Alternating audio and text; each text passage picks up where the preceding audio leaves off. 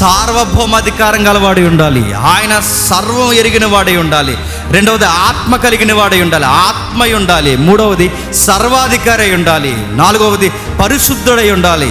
ఐదవది సర్వవ్యాప్తి అయి ఉండాలి. ఆరవది సర్వశక్తిమంతుడై ఉండాలి. ఏడవది సర్వజ్ఞాని అయి ఉండాలి. ఎనిమిదవది మార్పు లేని వాడై ఉండాలి. తొమ్మిదవది ఆయన మాత్రమే పరిశుద్ధుడు అని పిలువబడిన వాడై ఉండాలి. ఈ దేవుడు ఎక్కడున్నాడు చెప్పండి? బైబిల్లో. ఇప్పుడు మనం ఊహించుకున్న దేవుడు, బైబిల్లో ఉన్న దేవుడు ఒక్కటో కాదో తెలియాలంటే ఇప్పుడు మనం మాట్లాడుకున్నాక ఈ మాట్లాడుకున్న ఈ పాయింట్స్కి నీ మైండ్లో ఉన్న బైబిల్ నీ మైండ్లో ఉన్న దేవుడు సరిపోతే నువ్వు సరి అయిన దేవుడిని వర్షిప్ చేస్తున్నావు. ఒకవేళ ఇప్పుడు చెప్పిన పాయింట్స్లో ఒక్క పాయింట్ కూడా నీ ఊహల్లో ఉన్న దేవుడు మ్యాచ్ అవ్వకపోతే నువ్వు దేవుడిని ఆరాధించట్లేదు. చెప్పండి, విగ్రహారాధన తెలియకుండానే మైండ్లో చేస్తున్నావు. మొదటిది సార్వభౌముడై ఉండాలి, ఆది లేనివాడు అంతం లేనివాడై ఉండాలి. మోసే అడిగితే ఏంటి ప్రభా నీ గురించి ఏం చెప్పాలి అంటే నేను ఉన్నవాడిని చెప్పు. ఇప్పుడు ఆ పాయింట్కి బైబిల్ మాత్రమే చెప్తుంది ఈ దేవుడు ఎలా ఉన్నాడో తెలుసా? ఆది అంతం లేనివాడై ఉన్నాడు.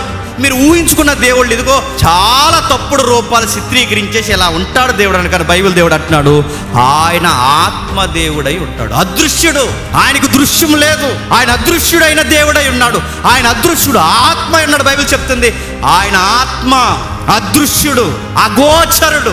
ఆయన మాత్రం అంటే బైబిల్ దేవుడు ఇస్తున్న కొలత చూడండి, అదృశ్య దేవుడు, ఆయన ఆత్మ ఉన్నాడు. మూడవది సర్వాధికారి అయి ఉన్నాడు. ఎక్కడ సర్వాధికారం? ఈదిలోనో చర్చిలోనో అక్కడో ఇక్కడో కాదు, కంటికి కనబడని సూక్ష్మ కణం మీద కూడా ఎవరు అధికారం ఉంటుంది చెప్పండి? బాగా ఇంక్లూడింగ్ వైరస్. కంటికి కనబడిన సూక్ష్మ క్రిమి మీద కూడా ఆయన అధికారి. కంటికి కనబడుతున్న కణాలతో ఉత్పత్తి జరిగిన ఈ మనిషి మీద కూడా ఆయన అధికారి. ఎక్కడేటి సృష్టిలో మొత్తం సర్వంలో ఆయనే అధికారి. ఆయన పేరు బైబిల్లో ఉంది సర్వాధికారి అని. మూడోది ఆయన సరిపోతుంది, ఆయన సర్వాధికారి. నాలుగోది పరిశుద్ధుడు. బైబిల్లో ఆయన ఎప్పుడు పరిశుద్ధుడు అన్నా 3 సార్లు చెప్తాడు, పరిశుద్ధుడు పరిశుద్ధుడు పరిశుద్ధుడు. దానికి మళ్ళీ వేరే సబ్జెక్ట్ ఉంది. 3 సార్లు ఎందుకు చెప్తారు? పరిశుద్ధుడు ఇదిగో ఆయన పరిశుద్ధుడు. నాలుగవది ఆయన పరిశుద్ధుడు. ఈ పాయింట్లో అడుగుతున్నాను, ఈ దేవుడికి మనం ఊహించుకున్న దేవుడికి ఏ ఉండాలంటే క్లీన్ క్యారెక్టర్ ఉండాలి. పరిశుద్ధత. ఈ దేవుడికి ఏముందో తెలుసా? పరిశుద్ధత ఉంది. ఈయన పరిశుద్ధుడైన దేవుడు, ఈయన సర్వాధికారం కలిగిన దేవుడు, ఈయన క్యారెక్టర్ కలిగిన దేవుడు. ఈయన క్యారెక్టర్ లేనివాడు కాదు. చదవడం రానోళ్ళు, తెలియనోళ్ళు యెహోవాకి చెడ్డ పేర్లు పెడుతున్నారు, కానీ ఈయన పరిశుద్ధత కలిగిన దేవుడు. తన ప్రజలైనా పరిశుద్ధ లేకపోతే ఊరుకోడు, పొరుగు ప్రజలైనా పరిశుద్ధత లేకపోతే ఊరుకో. తన మన పర అనే భేదాలు లేవు. పరిశుద్ధత లేకపోతే ఎవరికైనా మొట్టికాయలేస్తాడు. చేతులతో చేసుకున్న ఆదామే పరిశుద్ధతను కోల్పోతే బయటికి పో అన్నాడు. అంత ఖచ్చితమైన దేవుడు. ఐదవది సర్వవ్యాప్తి. ఈ పాయింట్ చాలా జాగ్రత్త వినాలి. సర్వవ్యాప్తి అంటే ఎక్కడైనా ఉంటాడండి. ఆ గదిలో పోదాం అక్కడికి అనకూడదు, ఆ గదిలో కూడా ఉంటాడు ఆయన. ఇక్కడ ఉంటాడు, అక్కడ ఉంటాడు. పాతాళానికి పోయినా నువ్వు దాక్కోడానికి పాతాళం పోలేవు. పాతాళానికి పోయినా అక్కడ కూడా ఆయన రాగలడు. ఆకాశానికి ఎక్కిపోయినా అక్కడ ఉండగలడు. గ్రహాల్లో దాక్కున్నా అక్కడ ఉండగలడు. నక్షత్రాలకు పోయినా ఆయన ఇక్కడ లేడనడానికి లేదు. మనం నిద్రపోవుట, లేచుట సర్వము దేవునికి అన్నీ తెలుసు. ఆయన ప్రజెన్స్ ఇక్కడ లేదనడానికి లేదు. ఆయన ప్రజెన్స్ సర్వము ఉంది. అందుకే ఆయన సర్వవ్యాప్తి. బాగా వినాలి. సర్వవ్యాప్తి వేరి, సర్వంలో ఉన్నాడనడం వేరు. సర్వంలో ఉన్నాడంటే మళ్ళీ ప్రమాదం. సర్వంలో ఉన్నాడంటే మైక్లో ఉంటాడు, పోడియంలో ఉంటాడు, పాటల్లో ఉంటాడు, నాలో ఉంటాడు, నీలో ఉంటాడు. ఇది లేదండో ఈ బైబిల్ చెప్పట్లేదు. అన్నిట్లో ఉన్నాడంటే ఇప్పుడు మనం దేనికి దాన్ని పెడతాం చెప్పండి? మైక్ దాన్ని పెడతాం.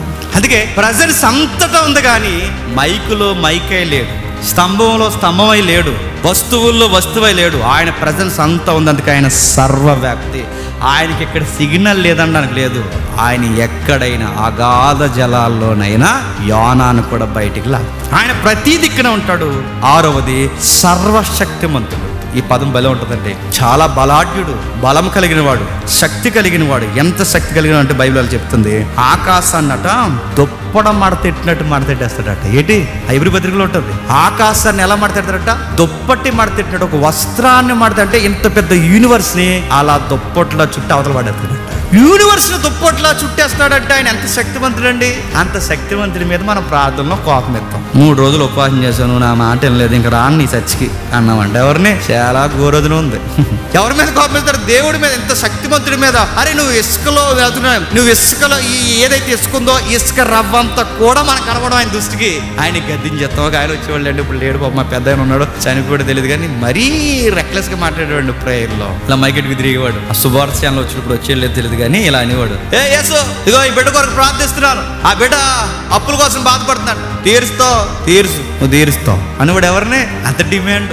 ఆకాశాన్ని దుప్పట్లా కలిపి దుప్పట్లా మడితే అవతల పడేసేవాడిని ఏ గీ అంటున్నాడంటే, ఈయనకి దేవుడు అనగానే ఎలాగ అర్థమయ్యాడు తెలుసా? తెల్ల అంగి వేసుకొచ్చి నాయన పిలిచావా అని ఫీల్ అవుతున్నాడు ఆయన. ఇప్పుడు ఈయన ఇలా డిమాండ్ చేసినట్టునే, ఇప్పుడు ఆయన ప్రజెంట్ ఆయన పేరు ఏదనుకోండి, ఆయన పిలిచినట్టు ఇప్పుడు యేసు ప్రభు వారు అలా కంగారు అయిపోయి పిలిచాను ఆయన, అదే అప్పుల కోసం చెప్పాను, ఏం చేసా రేపు చేస్తాను, ఇలా ఫీల్ అవుతున్నారు అనుకుంటాను. బాస్ అనుకుంటున్నావు. ఆయనకి మన దేవుడు ఏమన్నాడు తెలుసా? విశ్వాన్ని అలా మెలితెట్టి అవతల పడేస్తాడు. అంత శక్తివంతుడు ఆయన, బలము కలిగిన వాడు ఆయన, సర్వజ్ఞాని. ఒకసారి రోమన్లు ఎక్కువ వస్తాయండి ఈ పాయింట్స్లో.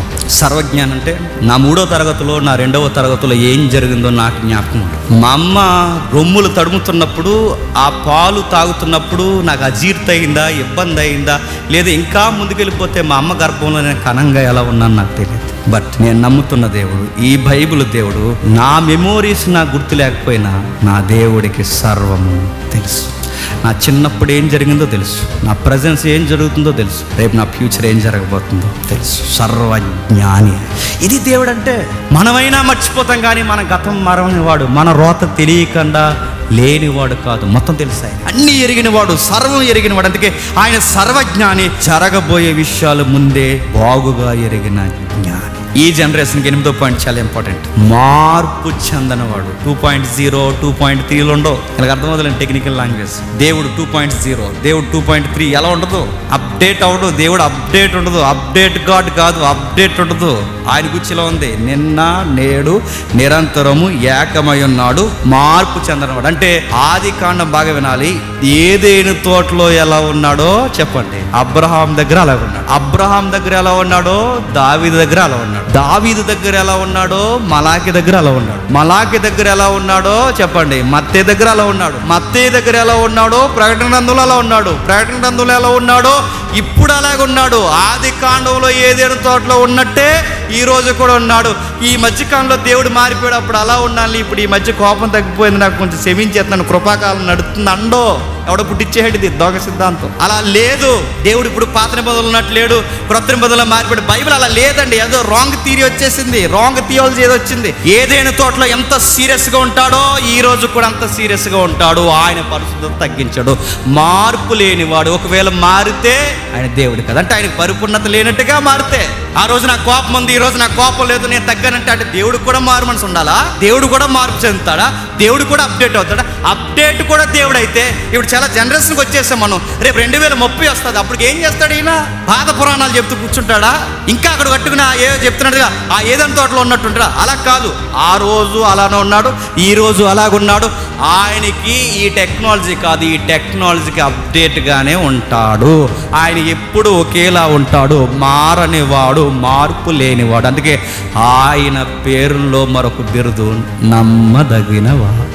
మనమైనా మారిపోతామేమో గుర్తుపెట్టుకోండి. అప్పుడు ఒకలాగా ఇప్పుడు ఒకలాగా మనమేమైనా మారిపోతామేమో, కానీ గమనించండి దేవుడు ఎప్పుడు ఒకేలా ఉంటాడు. అందుకే మనిషి మాటిచ్చి మర్చిపోయి మారిపోతాడు. ఈ రోజున్న ఫీలింగ్ రేపు ఉంటుందండి, ఈ రోజున్న స్నేహాలు రేపు ఉంటాయండి, ఈ రోజున్న బంధు ప్రేమ రేపు ఉంటుందండి, ఈ రోజున్న కమిట్మెంట్లు రేపు ఉంటాయండి, ఉండకపోవచ్చు. ఎందుకంటే మారిపోతాం, మనుషులు పరిస్థితుల్లో మారిపోతాం, మనుషులు సహవాసాల్లో మారిపోతాం. ఏ రోజు ఎలా మారిపోతాం తెలియదు, కానీ దేవుడు మాట ఇచ్చాడంటే మాటే, మారడు. ఆది కాండంలో ఎలా ఉన్నాడో ప్రకటనలో అలా ఉన్నాడు, ప్రకటనలో ఎలా ఉన్నాడో ఈ రోజు నీ దగ్గర నా దగ్గర కూడా అలా ఉన్నాడు. అందుకే ఈ దేవుడు మార్పు లేనివాడు. చాలా విషయాలు ఉన్నాయి, ఇవన్నీ చెప్పట్లేదు. ఇలాంటి దేవుడిని మనం కలిగి ఉన్నాం, ఇలాంటి దేవుడిని మనం ఆరాధన చేస్తున్నాం.